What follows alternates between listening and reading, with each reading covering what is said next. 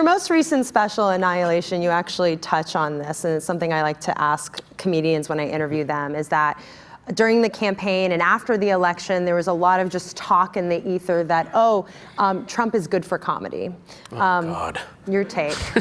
No.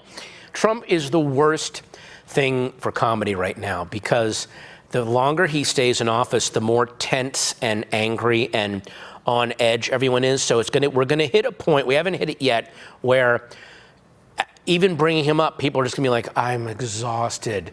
I don't wanna hear this anymore. Except if you don't bring it up, that's also gonna seem weird, because people are like, but don't you, there's all this, like, they'll see the 8 horrible things he's done. So we're gonna be in this weird twilight zone where people aren't gonna wanna hear about it, but it's gonna be the only thing on people's minds.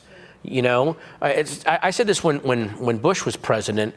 People were like, oh, you're gonna really miss, when Obama got elected, people said, you're really gonna miss George W. Bush as a comedian. I said, I'll give back the 10 minutes I wrote about George Bush if we weren't torturing people and our money isn't on fire. Like, it was not worth the 10 minutes of jokes that I got. And I'm telling you, however many great Stephen Colbert bits and Samantha Bee bits and John Oliver stuff comes out of this, it's not gonna be worth the warping of so many norms that keep things chugging along.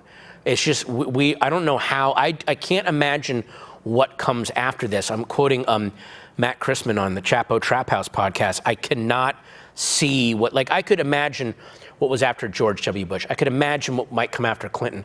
Cannot see what's after Trump. I just see a white wall of nothing right now, and I don't know what. So it's not worth.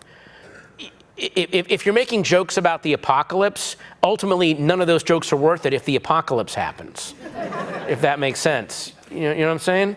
Well, and so the other part of that, though, is just simply from a craft perspective, that because the news cycle is moving so much more quickly now, that unless you're on one of these late night comedy shows, and even then, it can be difficult to have. Yeah. I mean, you kind of talk about that in your most recent special too. Like, it moves so quickly that even it seems like for a stand-up, it's especially difficult to tell jokes off of the current political situation. Well, how do you, the timeliness? You live and work in DC and you do stand-up here. How do you deal with it? You're right where it's coming out of the mouth of hell. How do you deal with it, like, right here?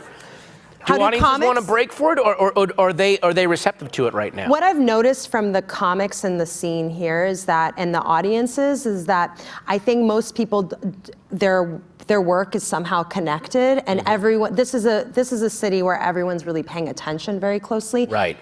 Or they're involved in it, and I've noticed that they do want to break. I rarely hear material about the current administration in this city, which I think is a surprise to people. But also, you can't do material. You have to do material more about in the abstract rather than about a specific thing that he did or said, because by the time you do it, something else has happened.